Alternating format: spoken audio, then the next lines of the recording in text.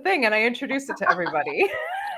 So welcome. I'm so glad that you decided to join me today. And I'm just going to start this call the way I do all of these by asking you to just introduce yourself because we're kind of trading audiences here and some people might know me and some people might know you and they might not know each other. So who are you? My name is Xeres.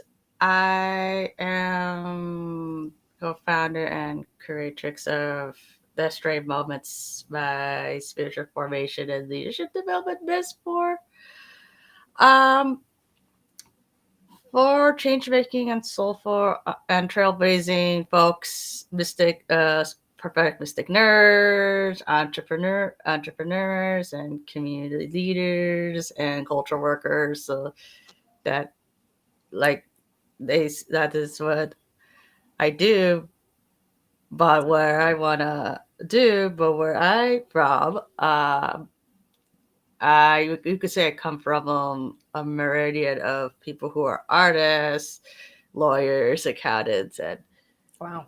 and and the educators,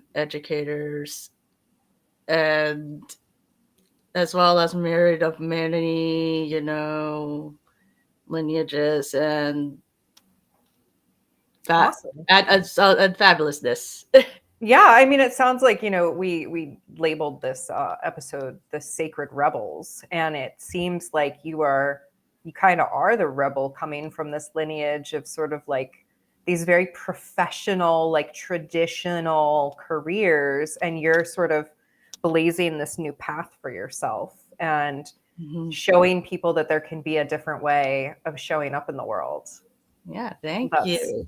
that's super awesome. So, in case anyone doesn't know me, I'm Safrianna Luna, and I'm co-founder of Living Lunas, and we are a brand committed to helping people step into their authenticity and love without shame. Uh, I am known as the queer spirit guide because I bring my queer identity into the spiritual work by acknowledging that everybody has their own way of being and their own way of doing things. So I Mhm. am so glad you're here, Sarah. So tell me, you said something that like really caught my attention, which is like the nerds. Tell me your nerd stuff because I am a super nerd. I know Uh, I've seen some of your advertisements for your card readings where you have card captor Sakura. I'm a huge, yes. I loved anime in high school and middle school, and I still love anime to some degree. I don't watch it as much, but like, what's your claim to nerd fame? Anime. I could claim the fame that I used to read religious texts as well. I mean, and I would could say that what's coming to me is reading medical books that I the shit Huh. just because I was nerding out.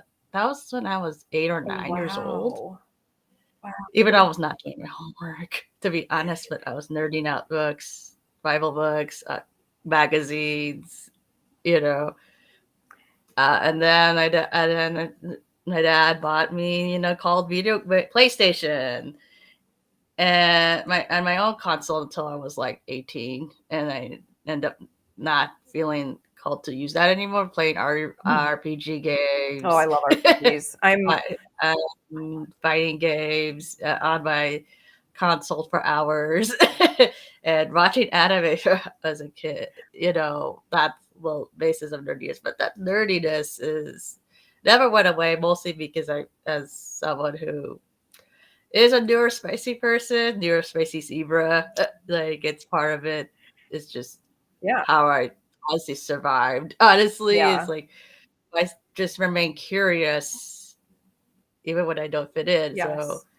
Oh, so curious about watching Sailor Moon, reading about fan fiction, like all that. I used to You write know. fan fiction. Oh, what kind of? I wrote a lot of Star Wars fan fiction. I wrote some Final Fantasy fan fiction. I wrote Harry Potter fan fiction before all the junk went Yeah. down with Harry Potter. Um, Yeah, I loved writing fan fiction. That's so, like, being neurospicy. If anyone's never heard that term before, it's a term that some of us like to use for neurodivergent. And as a fellow neurospicy person, I could completely understand, like, nerd culture can be like fandoms can be a survival, right? Like, there are other people like me that love this thing as much as I do.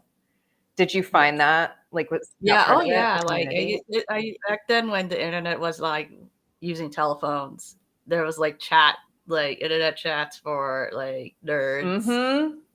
Back then it was anime like Pokemon or Yes. Sailor Moon in chat forms, and you would just like. How old are you? I'm 35. Okay, so This we're is right around the same age because I was big in the AOL nerd chats for like Dragon Ball Z and Sailor Moon, and I never even watched like, okay, everyone's seen at least like one episode of Dragon Ball Z, but like I never really sat down and watched it, but I was obsessed. Oh no, now it's all coming back. I was obsessed with the character Trunks, and I would write romantic fan fiction about us being oh my god. together. I mean, he's very gorgeous. You're not gonna lie about that. Like, oh my god, like. Oh my gosh. Yeah. So nerdiness. I know that there are, neurospicy people that don't go up down the nerd end, but I feel like it's very rare. It's very, very No, rare. very rare. Because Yeah. I think that like the neurospicy love and passion of things is something that neurotypical people, I feel like they lack. They're missing that depth of like like I love this so much. It's like a gift. Yeah, yeah, I notice it, and that it speaks indictment of a culture that doesn't allow aliveness, you know, and rapport of people, Yeah. which makes for those neurodivergent, neurospicy people hard because the way we cope with the fact that we're born into a consciousness that isn't relational and our aliveness is meant to be shared and is like no.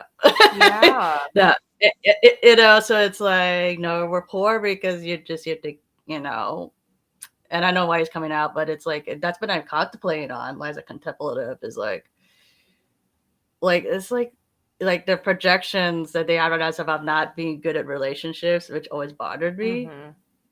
a lot, but it's that's a societal thing. That's Absolutely. not because it's anything other way our consciousness makes us somehow worse Yeah. than the other person who's not a neurospicy person. Right. Yeah, we're given to us, Yeah. uh, but we're connected. But yeah, we're connected to everything, to spirit, to our favorite stuffed animals, our interests, our businesses. Actually, on that note of the stuffed animals, I have a picture I need to put on social media because I have, I collect squishmallows. Oh my I love gosh! squishmallows, and I had them all like tucked in bed, and it's so cute. It was so cozy. Like that comfort, the whole idea that we have to grow up and release these things that we found such joy in because we're adults now, I just think is so silly because these comforts, these joys, there's no point in outgrowing them. Really, it removes a very beautiful aspect of our lives. I still, yeah, like growing that's a mixed feeling about how they oppose like childlike things. Hmm. I and that is coming through me, regarding because it just feels so tender, like Yeah. projections of it's. I don't have anything hard to say about that other than it's just sad that creativity is not honored and respected Yeah. and and it's coming through is this like it's irony that they like think I know the real irony that they're expected to childlike things, but yet you have certain members of and whatever we personally live that despite looking adult are not fully adult Mm-hmm. despite of not having that I don't know how to put this, but it's like are like it's like running like I call my friend like this is like toddlers with scissors and not in a good way toddlers with scissors Right. like in adult versions and demand it's like having that demanding that to try to be miserable. Mm-hmm. Yeah. So you had just said something about, creativity, and how do you celebrate your creativity? What sorts of creative pursuits do you do? um and I will admit that I haven't done like actual like art creativity, but a lot of it is just daydreaming stuff, daydreaming shit. I have a really Yeah. real reading and like stories. A lot of it helps, like reading fact fiction or independent fiction that people put because there are sites that read them and reading Oh, I love webtoon webtoons. creativity. Just reading them helps me get tuned. Playing with my cards helps. Playing with my tarot cards helps with my creativity. What You know, I'm curious about that. What deck do you use, or do you have a bunch? I have a few. I have about 4 tarot decks. Not all of them are used for just public. Some of them are more like between relationships, but I do. I would plan to get more when whatever more at the moment. But right now, I currently have like out of the ones I have 4 decks I use. 4 or 5 decks I use. Like five. Okay. My base count. I have. Do you have a favorite one? I have all. I like all of them so far. So I did pick good on that. On them, you know.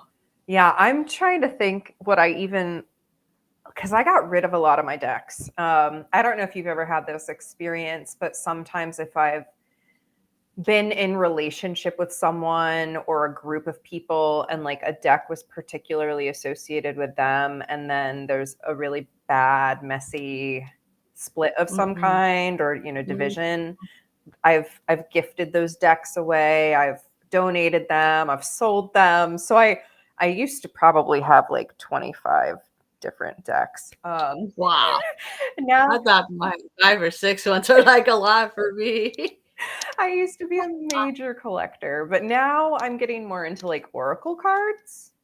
Do you have any oracle cards, or do you just I only do got a that? couple Oracle cards. I have 3 Oracle cards Very cool. with me. Like one is about phases of the moon, and the other is like connected to feng shui and chakras, but Oh, they're in cute little shapes that has a theme word and nice. color and numbers and it's like it's really cool like use and the other one is rooted in themes of earth Mm, that has an earthy color. I obviously it's earthy color but with lots of color.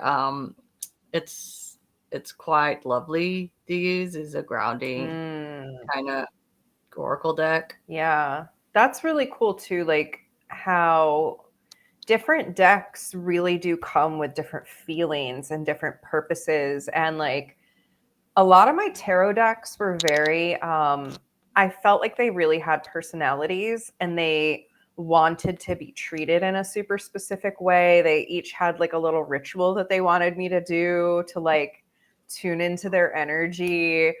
And I've not had that with Oracle decks so much. They're just kind of like, hi, we're here.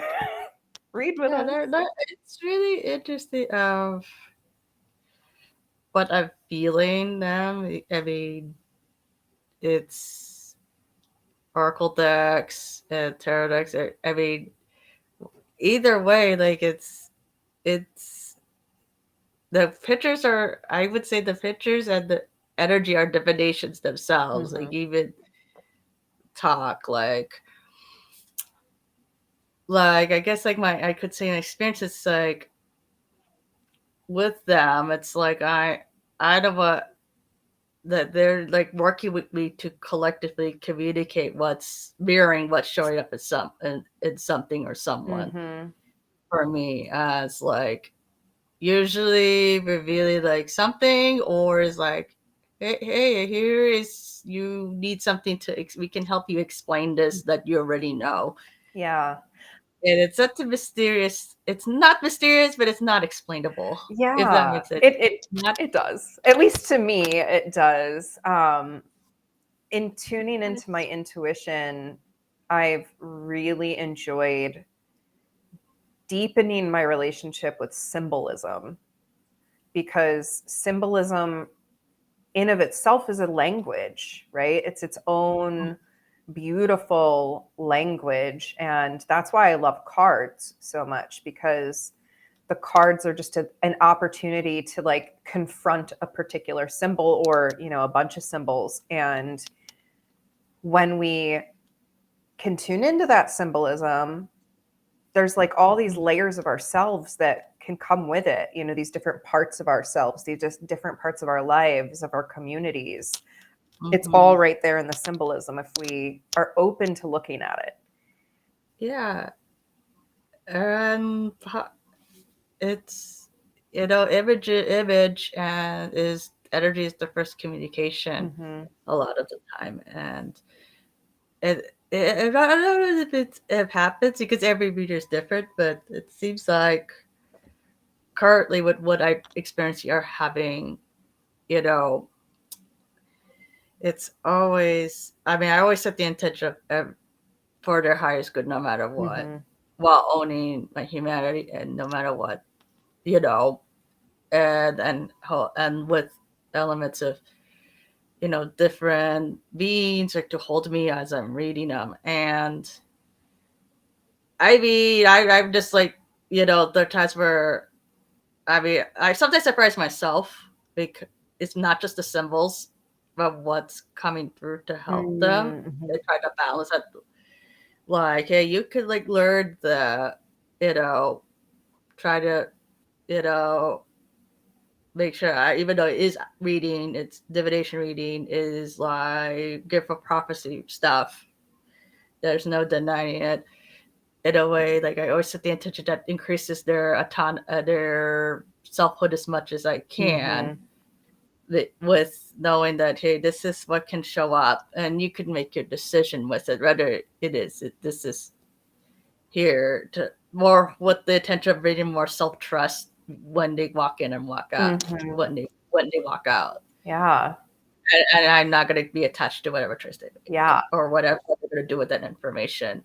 Yeah, you're just You being know, this channel to bring yeah. this information into, I like that you said like what's alive, right? You're bringing what's alive to the people that you serve. How did you actually get into this work? Oh, it was crazy because I was already with the sugar group before at for and I made a couple friends there. A friend who happened to live in LA hosted that was like 4 or 5 years ago. I mean, I've been receiving readings from people, Mhm. not reading them, but even before that, I have to think like I knew the energy of something, or I knew something is. It's what it does. Now I know I after a lot of healing and a lot of like work and to learn to that I do have the ability to receive the energy Mhm. or what's at patterns directly and noticing and then talking to source directly, as well as good pattern recognition that Right. out of necessity, which helps because there's no point in knowing how to receive energy and talk to it, but you can't pattern recognize anything. anything. And it was through like a friend's, because she was doing, candles, essential candles, and it was just want to teach candles but want to make it fun. So they had to um work with a friend of theirs, how to do this thing, like learning how to, like, nice, your own intention candle. Mhm. And but then you could like help yourself with a tarot, card readings, and there was like a lot of cards and oracle readings that you could read yourself, and more like learning how do you learn symbolism and with yourself, and there's no one right wrong way to do this. Right. Once you understand how symbolism works, how Yeah. speak to your work, that you could work with it, and we practice that. And that informs like what kind of candles we want to make, because there were like that introduction is like, of course I mistakenly thought that we need to have our own, but they provided for us to play with. But I asked people if any tarot readings on Facebook, and weeks later, like, someone bought me a tarot deck out of like that Facebook request, because I was like trying to figure out, like, because I think I was gonna buy it, but I didn't get around to buying it in time for the event, the candle making and tarot like event. At the time, that was like 5-6 years. And then, but then I start learning it myself and doing these self-taught courses. Yeah. Self-taught courses. And even then, when I started doing that, I was like, some weird things, like, even with others, like, by just reading up a book or something, it's like, they were like, are you sure? Like, are you accurate or something like that? And I wasn't doing anything special at the moment. I did at the moment, and others were like, I noticed that you could be, even with some of the others, and they're completely accurate. Some of the same cards came out by 5 different people, like, for some reason. Like, for some reason, whether it's my own energy or not. So, but then but that led to practicing it for myself before it realized, like, I can do this. I can do this. And to give a background, even before that, I was into like spiritual activism, and I've seen some of your a lot, posts about that, which is really cool. Mostly like intersecting faith and justice. A lot of those prerequisite to this more mystical work, and I've done a lot of contemplative practice before this. So, and for like, and I did test a few over the years, like, and it ended up being accurate, not because I was thinking of it. And from, for those who know me or don't know me personally, I know that I'm very have a deeply methodical side. I'm very methodical, like, Capricorn stellium and Capricorn stellium, but, and yet, it's one of those days where my abilities expanded. I'm healing myself and learning things about myself, and being with mostly surrounded by people who are spiritually gifted and in different avenues and different ways of both within many faiths and other magical people. So it's like more about like learning and the ancestral healing too. So claiming that, learning like, oh my God, these were normal for people prior to colonialism. Prior to these were actual roles, and this was taught in community, and there were roles for these who want to be specialists in these aspects. This was like you were either in lineage or you were trained, but there was apprenticeships. Of course, I miss this is apprenticeships for these kind of things, but of course, And I was like, oh, like, and it did make sense that my family had have like a knack for this. Like my mom, for example, there's some reason, like, besides like being a good problem solver, just some coincidences that seem to be coincidental happens Mm, come up, or this, or any of this, So it's like I do have like especially like maternal line family hmm. that have inclinations of knowing, like, you know like this unseen, like, coming around, not Right. necessarily like spirits or anything, but just like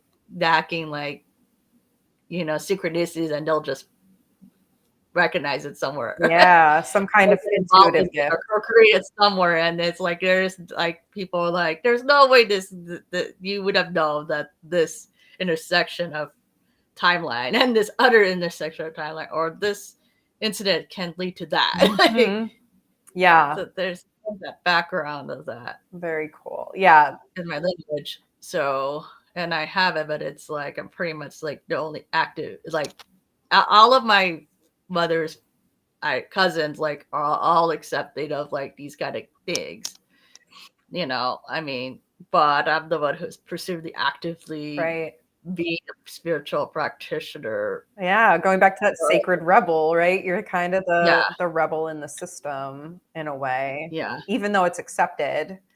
Just the taking action to make that the forefront of what you're putting out in the world. I think it's immensely brave to try and step into this sort of spiritual leadership role in a society that has not. Like, yeah, your family system might be more accepting, but like society in general is not super yeah. accepting of the spiritual, nor is it very accepting of the neurospicy.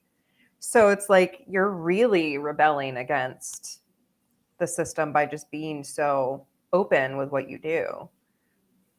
It's more about a decolonial practice, like, mostly because of, as well as a form of activism, Hmm. because of it's gonna get to like too ratty and long, which is fine. But it is that part of that for me is like spiritual is pre-preborn wasn't separate from material. It was just how you relate to things. Hmm. It's just how honor the world and the universe. And it's like whether it's a shamanism or other tradition, like faith traditions that evolve over time, and all that, like, or animism Hmm. or others. It wasn't seen as like, it was its own distinct thing, but it wasn't seen as like outside of Right. the norm of things. It was just like more about how you relate to the ecosystem and the world first, because Right. it's always, and the stars first. It always starts, because it's just, they just want to understand, like, okay, like, how did this thing connect to that? It just it's only now where we think like it has to be so, like, new earth stuff is separate, like when it's called evolution. Right. Evolution of consciousness, that was normal. Yeah. Totally, our society is not Right. is not normal. it, Yeah. it's only the think so, because it's like separate mind, body, spirit, Hmm. like that.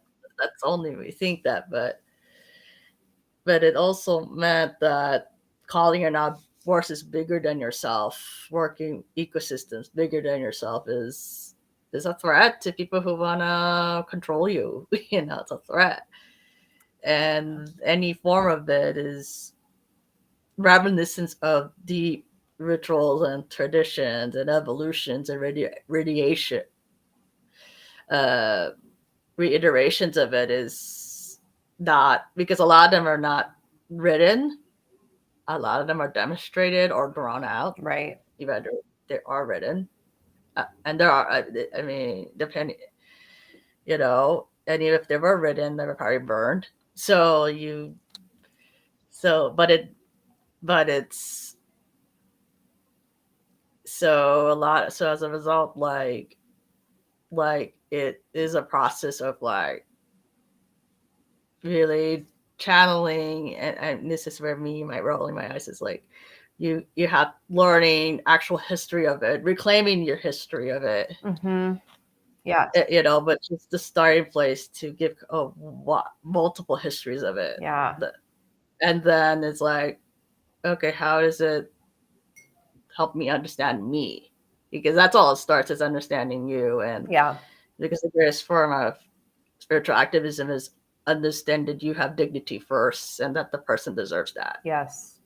Because it's really, then it becomes really hard to connect to spirit, connect to your communities, traditions, or your ancestors, gifts after that, if you don't have that basis. Yeah. Because you could, it's kind of you could see, and that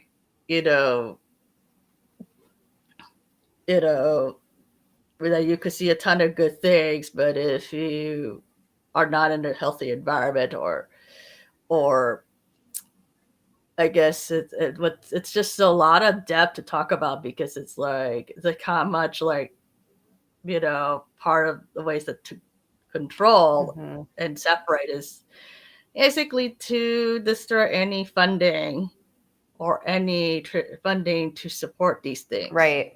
Historically. Right. Which means mullah, or any economic system that provides support for spiritual leaders, is just eliminated.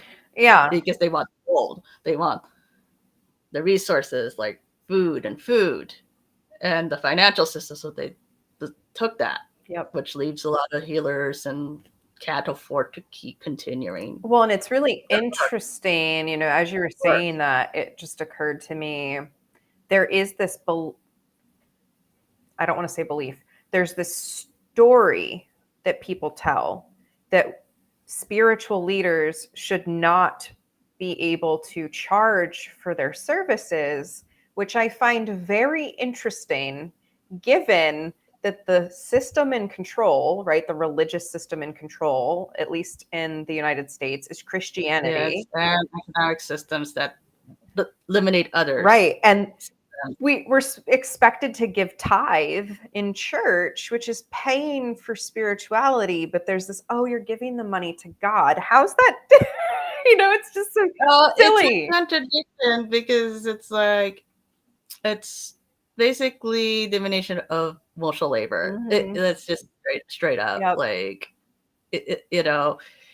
Emotional labor, as well as not paying, the fact that you dismantle systems and economic systems and community systems that supported these collective traditions. This is not just about spiritual leaders. This is collective traditions of people that then take their stuff and limit these practices into a box, mm-hmm. so that it's palatable for you. Right. And yet the people that are gifted can't have a say in how they want to reclaim that back, right, or want to evolve that thing, about the of that. Yeah. It's really and even now, as I'm thinking, charging, I think that's not the route of charging is the question. It's the bigger question is what made it okay that this part is so integral part of our lives, has stripped from being integrated part of our community and being supported, to be we have to and fend for ourselves. Yeah. And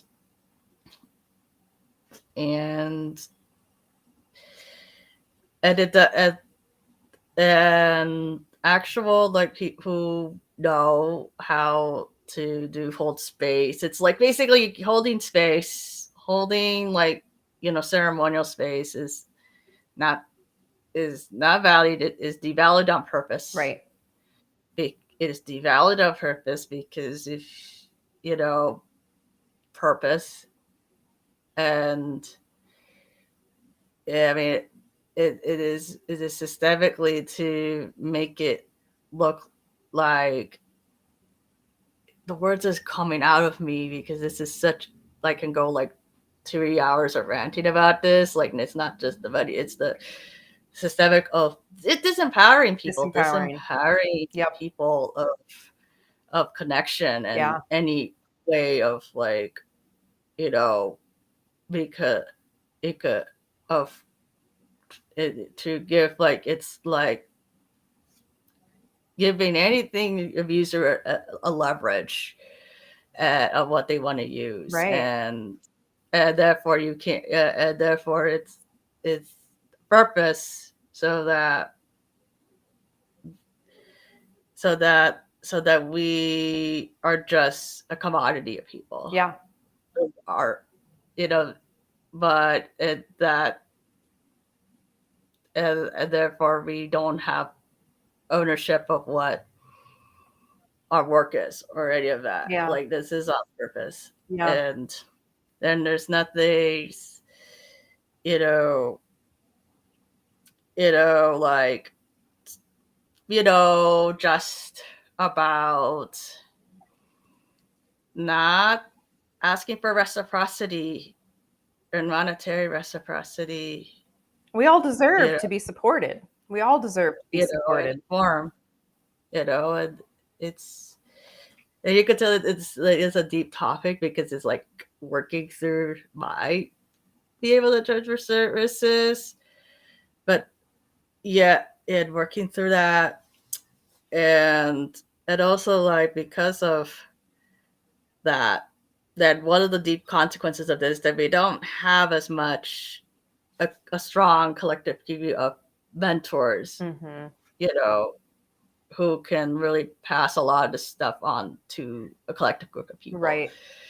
And of course the ones that try to clean our ancestral medicine and are called to path the way, it's like kind of like fumbling in the cave, which isn't ideal for something as deep as working with the unseen. Yeah. That's like the kind you need a lot more around, because you're dealing with not just like only you and your community, but different earths and forces. Yeah.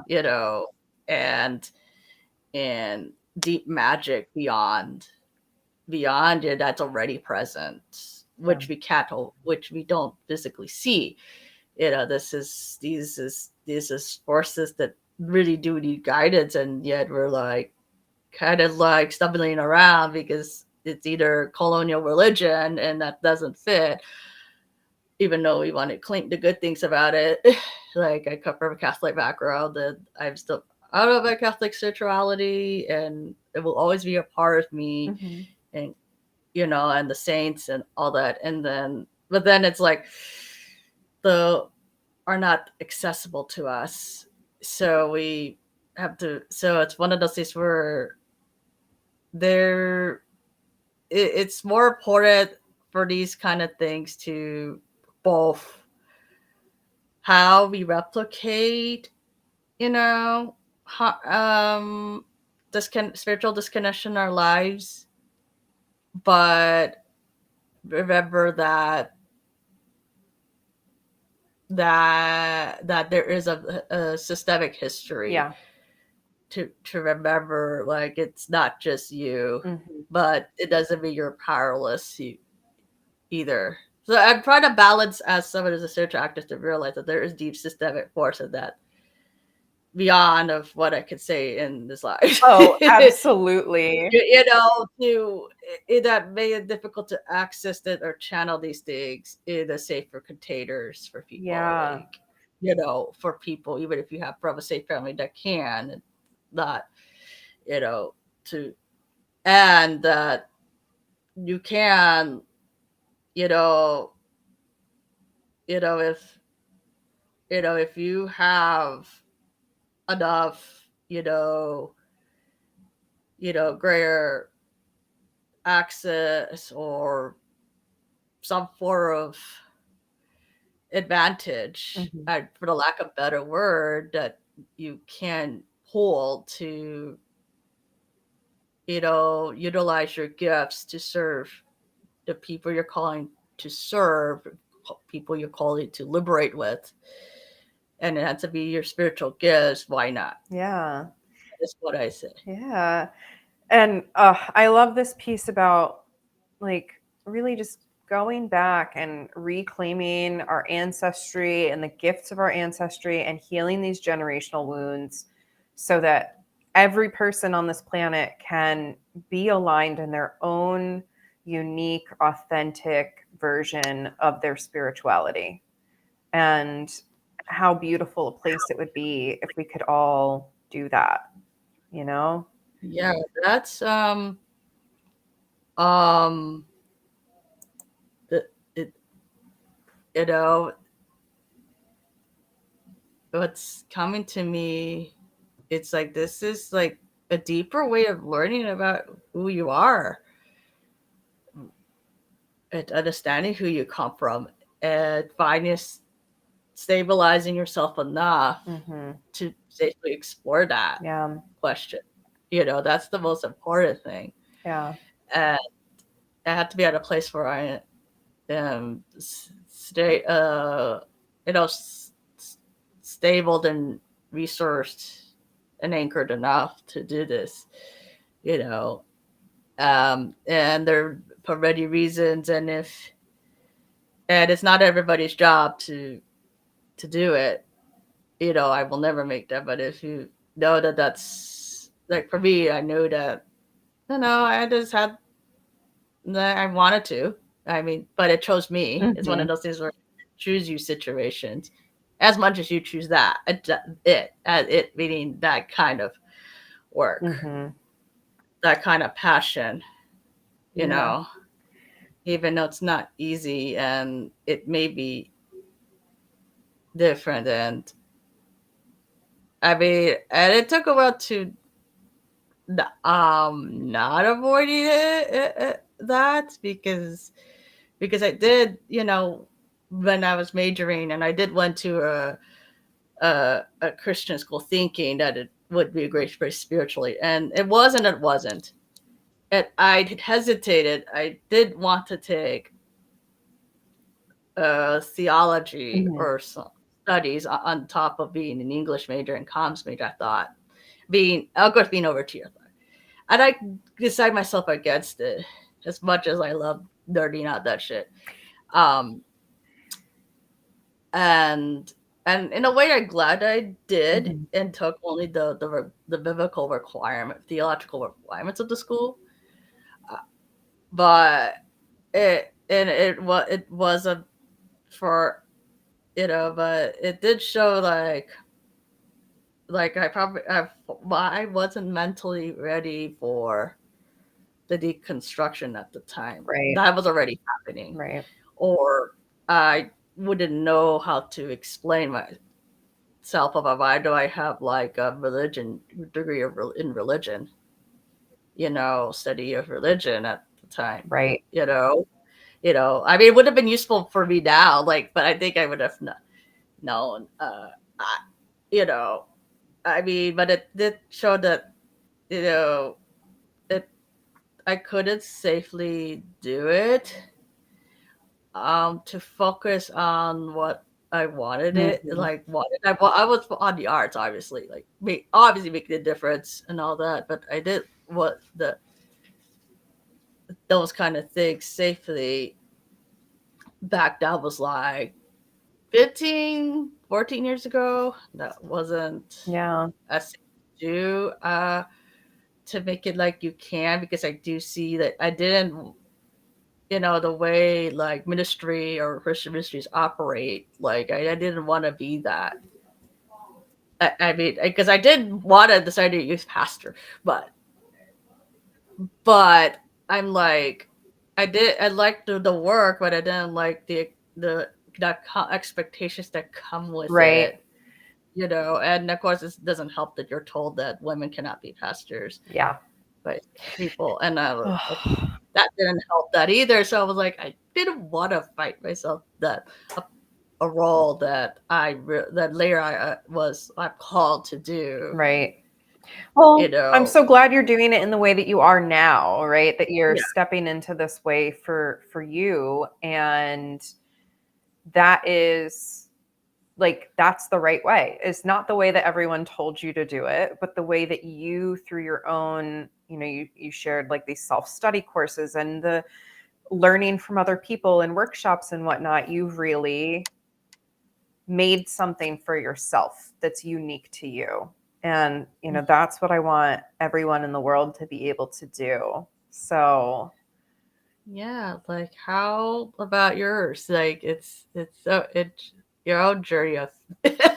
I mean, so in a nutshell, I was a public school teacher. I also majored in English and I went on to teach English for about 7 years. And I really didn't like what we were teaching. I didn't like how controlled and one way, like this is what you have to do and this is what it's got to look like. And I started to kind of break out of that a little bit with just the projects I was giving the kids. And then I implemented a couple years into teaching a mindfulness Monday where I would just lead a guided meditation for the kids. And I worked with like 13 and 14-year-olds, so like eighth grade, Oh, middle schooler. middle schoolers, yep. And they like took off when I started to do these guided meditations. And then one year I had all these kids coming into my room at lunchtime because they kind of put two and two together that I wasn't entirely straight. I don't know how they put two and two together, but Oh, they oh, did. And so we had what we ended up calling the queer crew at lunch. And oh my gosh. all these little queer kids would come in and eat lunch in my room. And we called it Anime Club to the administration. Because, of course, if we were like, it's Oh god, I love it. yeah, we're going to watch anime in my room. No, we were just talking about life. And I really started to realize how much the struggles of these kids meant to me. And I decided I wanted to become a therapist so I could help them more directly. So, fast forward, I got into trauma therapy work and started healing people in that way. And then again, kind of came up against that same thing. Like they're trying to make everyone fit into this box of the medical system and claim that, we need to fix or cure and treat people. And I started to really realize all of these mental health diagnoses are a product of trauma from a culture that has said that there's only one right way of being. And Right. so, It's the conformity. I call it newer a dear like movement elder and yeah, Brad is called Emma. Called it like newer conformity. That's her term. yeah, I mean, it Like, is. It's this trying to force us into conformity. And so I decided, I was really waffling it with it late last year, but I officially decided with this new year that I was going to start to move away from therapy. And by the end of this year, I'm going to be completely out of the therapy world, with the exception of hopefully teaching other therapists to be more accepting of people, because I'm the therapist that like almost every single client who has come to me has said, every therapist I had before this, or every teacher, or every medical provider told me that I was wrong for being gay, or, that there's something wrong with me for my spirituality, or that they wouldn't work with me because I use cannabis. And like just the judgment right. Oh my that gosh. was coming from these providers, I was like, no, I can't be a part of this No. group unless I change the way it's working. So that's where I am stepping Mm-hmm. back into this Mm-hmm. queer spirit guide role, and trying to make these safe containers for people to uncover their own, their own spirituality, their own stuff. So thank you for asking, and thank you for sharing this time with me. I would love to read more of your, I've seen a couple of your posts come through just about the activism piece. And I think that you have a really powerful message to share with the social and spiritual activism. And I hope that you'll continue to write about that and like share this message in the world. Oh yeah, it's a deep work. I say that this is also my healing my own visibility Mm-hmm. and reflections on these topics, because it's movement work, and then seeing building business as activism Mm-hmm. too, like you know because it's really, and I'm similar to you. Like I never fit anywhere. I have, but I have been through a lot of nonprofit and small business, and because I had the activism side, and then I have that, and most of my activism is just mostly facilitation Mm-hmm. and creating spaces a lot, and I'm realizing that the current way of I want to like hand this final note that part of the reason why I'm doing it is that the current way of doing, like, mostly because faith communities, and I'm always going to be a part of those faith communities. There are multiple faith communities. Like I kind of like fed up with like their spirituality meant like hiding in the sand of Yeah. ostriches, Yes. and and then I'm with the activism, and there's a lot of, I would honestly, especially if there's a lot of like you know toxic waste of community organizing that ends up, well, basically not only replicating like abuse a lot of the time, but also we're getting very hyper masculine, like that isn't serving a lot of people in the movement spaces that much, and I love them again, so I'm meant to be in them, but it's like the way of doing this is burning people out. Yeah.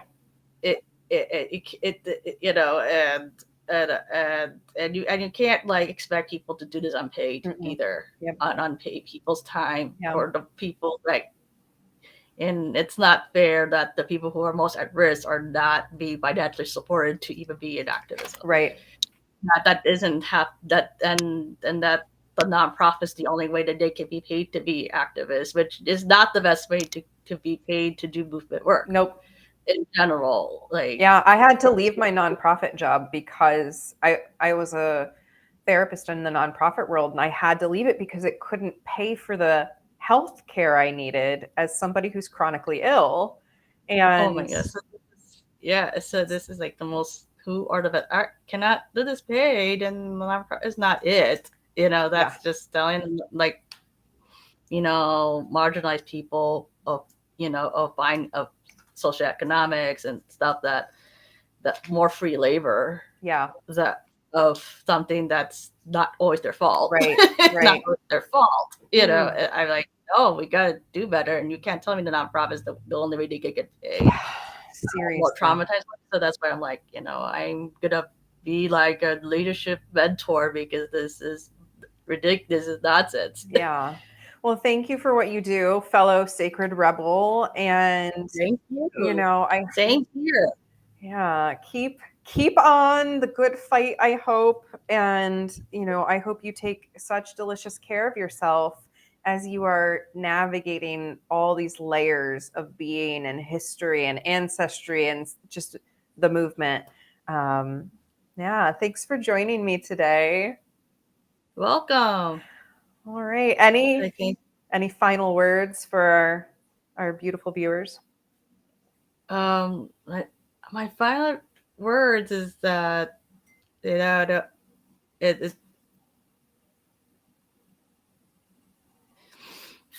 the only thing, like the final word is that there's no one way of coming to your own leadership. Yeah. Like there's just no one way.